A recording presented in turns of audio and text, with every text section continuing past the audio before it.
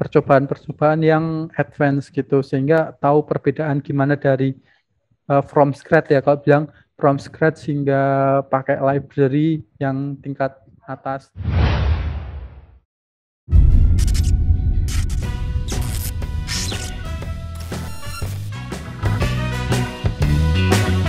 Oke, menarik banget sih yang kamu bilang itu. Kayak dari SD aja udah tertarik banget sama yang namanya TIK. Terus ke SMP. Ya walaupun emang pas mau masuk ke jenjang SMK tuh belum, maksudnya nggak lolos seleksi karena ada suatu kendala dari kamunya. Tapi itu udah keren banget menurut aku.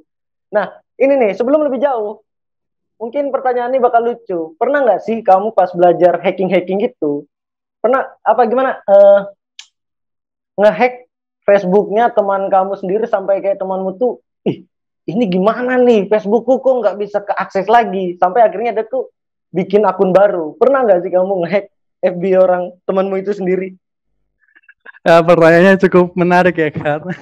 Tapi emang bener sih, dulu pernah banget. Terus zaman-zamannya BBM ya, dulu masih sering juga BBM. Terus kemudian selain Facebook juga, ya dulu Twitter juga sempat masih bisa buat kedapatan celah. Tapi ya itu seperti itu, cuman kocak-kocakan. Padahal aslinya ya cuman akses random ya, bukan ngehack yang asli, bukan gitu. Tapi ya udah happy aja. Nah kemudian paling ya ke website lah gitulah, yang lainnya gitu. Tapi emang lucu sih, pengalaman yang cukup memuaskan. Terus kayak ganti-ganti status orang gitu.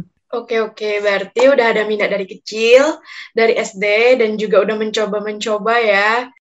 Sebelum kita lanjut lebih jauh lagi, aku mau kembali lagi ke awal yang tentang Duta Nasional Mahasiswa tadi ya. Marcel tuh ikut kegiatan apa sih kok bisa jadi duta inspiratif di Jawa Tengah? Bisa diceritain nggak?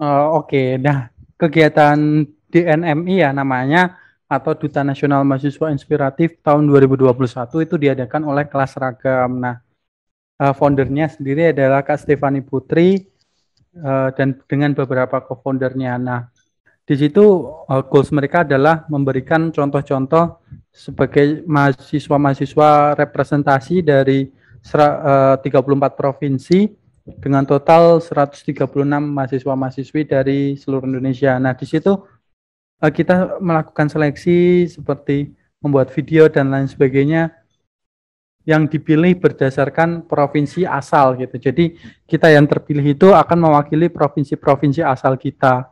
Seperti itu. Jadi untuk menjadi duta inspiratif itu bisa dari provinsi mana aja kan ya? Untuk mendapatkan gelar duta tersebut itu disesuaikan berdasarkan tempat lahir atau domisili tinggal. Itu bisa ditetapkan apakah kita memilih untuk mendaftarkan diri sebagai dari tempat lahir, kita akan mewakili tempat lahir, kemudian atau kita memilih tempat domisili, itu disertakan dengan alasan seperti itu. Jadi ketika terpilih menjadi alasan kuat untuk kita menjadi perwakilan provinsi tersebut. Oh ya, ini aku mau nanya untuk yang terakhir nih ya. Di balik sibuknya Marcel, gimana sih untuk memanajemen waktunya? Kan sering banget nih rapat sampai dalam satu waktu itu ada 2 perangkat yang kamu pakai. Gimana tuh untuk memanajemen waktunya? Oke. Ini emang beberapa orang kadang nanya gini ya. Nanya, Chen, Marcel, gimana sih kok lu bisa sih manage waktunya gitu kan? Sering rapat sampai 2 device, 3 device dan lain sebagainya. Sehari rapat terus gitu kan, storymu isinya rapat terus.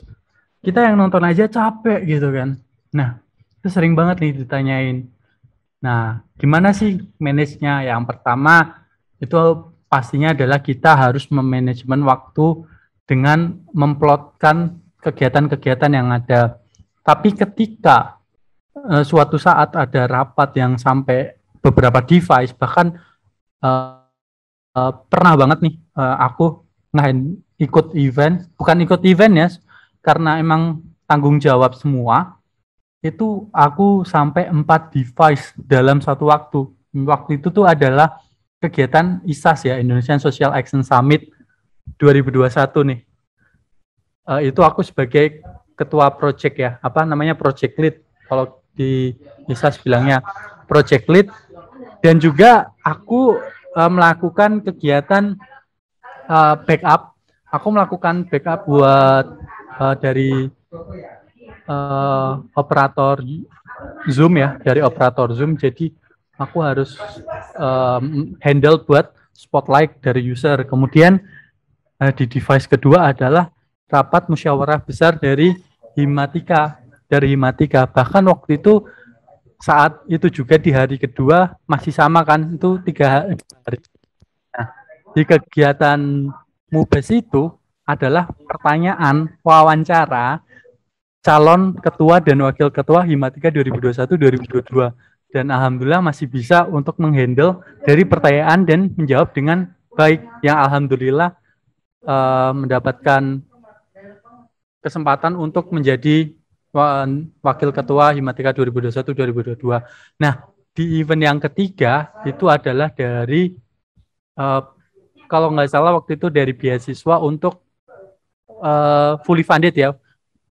Kalau untuk penyampaian event selanjutnya dari pariwisata. Nah, dari pariwisata untuk melaksanakan pengabdian masyarakat di Papua waktu itu.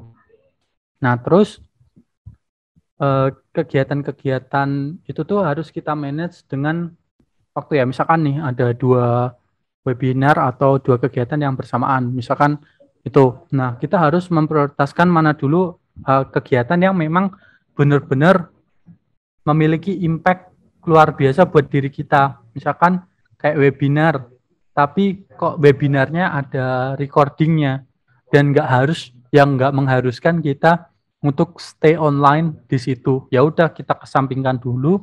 Kalau ada waktu nanti kita baru masuk lagi gitu. Misalkan di meet yang satunya kita tidak terlalu berat. Nah, kita juga memaksimalkan kinerja otak kanan dan kinerja otak kiri ya, bisa dibilang telinga kanan, telinga kiri nih. Bahkan kemarin aku juga sempat ngalamin online dan offline bebarengan. Jadi online ya kita lihat, kita kalau online-nya aku dengerin di earphone, offline-nya aku nonton langsung gitu. Nah, terus nih dari caranya lagi selanjutnya adalah ya tadi apa namanya memprioritaskan ya, jadi bilang memprioritaskan mana event yang penting banget sama yang nggak terlalu penting.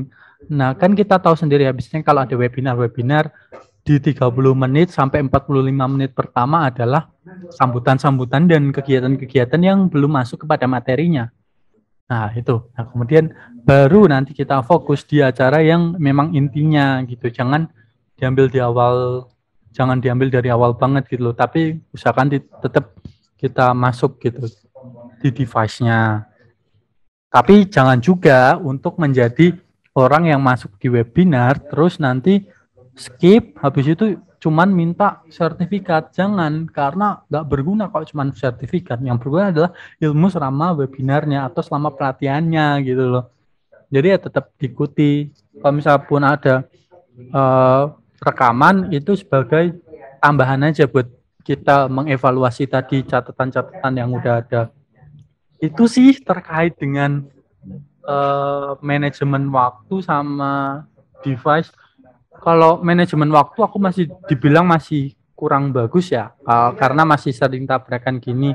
Tapi ya mau nggak mau, karena memang tanggung jawab dan juga kewajiban harus dijalani semuanya gitu. Walaupun kadang harus merelakan beberapa acara untuk tidak ikut ketika memang harus gantian ya. Misalkan di Himatika, oh aku udah nggak ikut beberapa kali, ya aku harus ikut Himatika lagi gitu. Terus misalkan di komunitas lain, oh aku udah nggak ikut beberapa kali, ya udah aku harus aktif lagi gitu loh. Jadi jangan sampai kita pasif di salah satunya yang udah kita pertanggungjawabkan. Karena kalau jadi free rider itu juga buat pengurus yang lain nggak enak, bahkan jadi beban gitu sih kalau menurut aku. Pokoknya aku resum lagi, kalau kita harus melakukan jadwal ya, mengatur jadwal, terus kemudian device-nya sendiri, siapkan device, terus kemudian juga prioritasin dari kegiatan yang kita miliki. Gitu aja sih kalau terkait dengan rapat dari manajemen waktunya itu. Gitu. Oke. Jadi memanage waktu itu sangat penting juga ya. Saya untuk membagi waktu nih untuk kegiatan yang offline dan juga online. Kalau aku boleh tanya lagi nih, sekali lagi nih, ada nggak sih kamu quotes dalam menghadap untuk kehidupan kamu nih, untuk diri kamu sendiri nih, supaya lebih maju lagi? Itu ada nggak sih? Ada sih, kalau yang aku bawa mungkin bukan quotes ya, mungkin kata-kata. Kalau aku bisa bilang dunia bergerak sangat cepat, bahkan lebih cepat. Ketika kita berhenti di tempat, kereta akan semakin cepat dan melaju sangat cepat. Ketika kita berhenti sesaat, kita juga akan sulit untuk mengejar ketertinggalan kita. Bagaikan kayak kereta ya, kereta nih, dia udah di Jakarta, teman-teman yang lain dari Jakarta, kita masih di Jogja gitu kan. Jadi ya pastinya dengan kita improve diri lebih awal, mulai dari sekarang, pastinya nanti di masa depan kita udah lebih jauh daripada teman-teman yang lain. Bahkan kalau bisa dibilang one step ahead ya, dari gitulah, one step ahead from your friends gitu lah.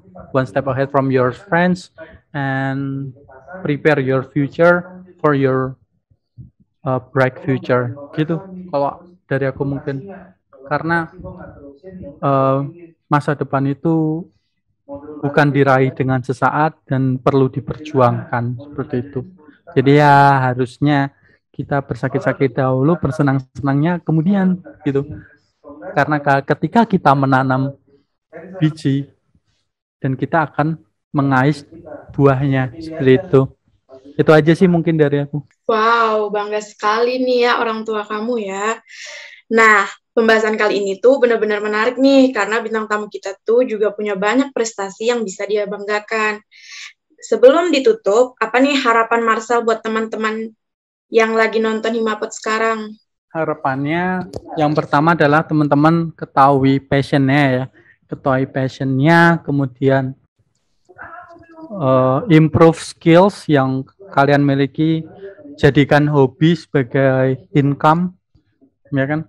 Jadikan hobi sebagai income, kemudian jadikan kemampuan juga sebagai income yang kalian berikan, dan juga jangan lupa untuk berbagi kepada orang lain ilmu yang telah kalian miliki, seperti itu. Bisa dari ngajar, mungkin bisa sharing sama teman. Mungkin dari situ sih kalau terkait ini.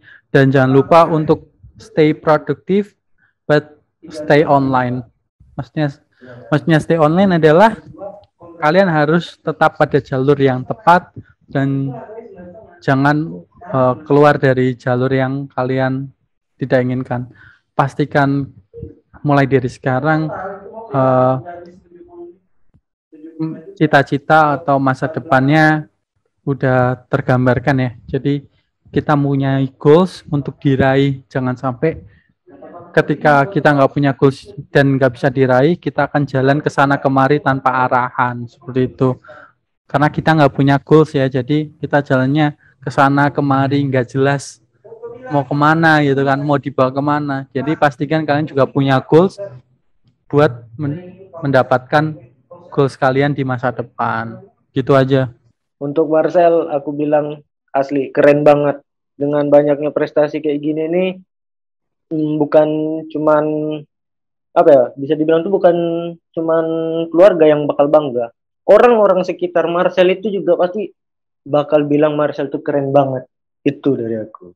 Untuk Marcel sendiri nih, punya motivasi nggak sih untuk teman-teman informatik yang lagi nonton nih, biar lebih produktif untuk menjalani semua kegiatan sebagai mahasiswa? Punya nggak tuh motivasinya untuk teman-teman? Oke. Kalau motivasinya, pastikan tanamkan dalam diri kalau kalian tuh percaya bahwasanya jangan cepat puas untuk mendapatkan sesuatu nih. Jangan cepat puas ketika kita sudah berusaha di suatu titik. Jangan cepat puas dengan hasil kita, terus improve dan perbaiki apapun kekurangan dari kegiatan-kegiatan lampau yang telah kita laksanakan. Kemudian bedakan produktif juga dengan memaksakan diri ya. Kadang produktif dengan memaksakan diri hampir sama.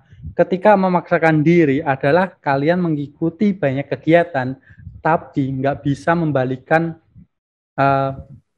keadaannya. Kayak misalkan kalian nih lagi quarter of crisis, misalkan kalian insecure tentang terhadap ini, terus kemudian kemampuan kalian kurang dalam bidang ini, bidang itu, tapi ketika kalian mengikuti kegiatan itu tidak menyelesaikan permasalahan yang kalian hadapi, berarti yang kalian lakukan itu memaksakan diri, bukan sebagai produktivitas. Nah, produktivitas sendiri kalau menurut aku yaitu ketika kegiatan tersebut bisa menghasilkan sesuatu yang meningkatkan atau menghasilkan. Menghasilkan nggak tentu uang, bisa aja menghasilkan tentang kemampuan diri kita yang semakin meningkat, terus kemudian wawasan kita yang semakin luas. Nah, misalkan nih, kita anak informatika, tapi kok sering ikut webinar tentang hukum. Ya, mohon maaf, bisa dibilang kurang relate. Tapi kalau misalkan anak informatika, ikut webinar-webinar tentang medical, misalkan medical machine learning atau medical AI gitu, telemedicine, nah itu masih masuk, masih relate seperti itu. Terus misalkan kayak sistem misalkan ada kayak sistem pendukung keputusan terkait dengan psikologi, itu kita masih masuk karena ada sistem-sistem yang harus kita laksanakan. Kurang lebihnya seperti itu. Correct me if I'm wrong ya terkait dengan hal tersebut. Nah, kemudian apalagi ya terkait dengan produktif. Pokoknya bagi waktu sebaik mungkin, jangan sampai kalian burn out. Kalau udah burn out, kalian akan kacau sendiri, dan kalau udah kacau, pasti semuanya nggak akan maksimal. Usahakan kerjakan semaksimal mungkin. Yang penting adalah kualitas, bukan hanya kuantitasnya saja. Tapi kalau bisa mengimbangi tentang kualitas dan kuantitas, itu adalah hal positif atau hal lebihnya yang bisa kita lakukan. Itu aja sih. Nah, semoga dengan adanya episode Himapot kali ini, teman-teman nih yang lagi nonton bisa termotivasi lagi buat ikut kegiatan dan mencapai prestasi yang diinginkan. Aku Al-Fajar, Susi, pamit undur diri dan sampai jumpa di next episode. Kami dari Himapot, podcastnya mahasiswa informatika Universitas Teknologi Yogyakarta. Halo Sobat Informatics, jangan lupa like, comment, subscribe, dan nantikan video-video terbaru dari Himatika UTY ya. Bye-bye!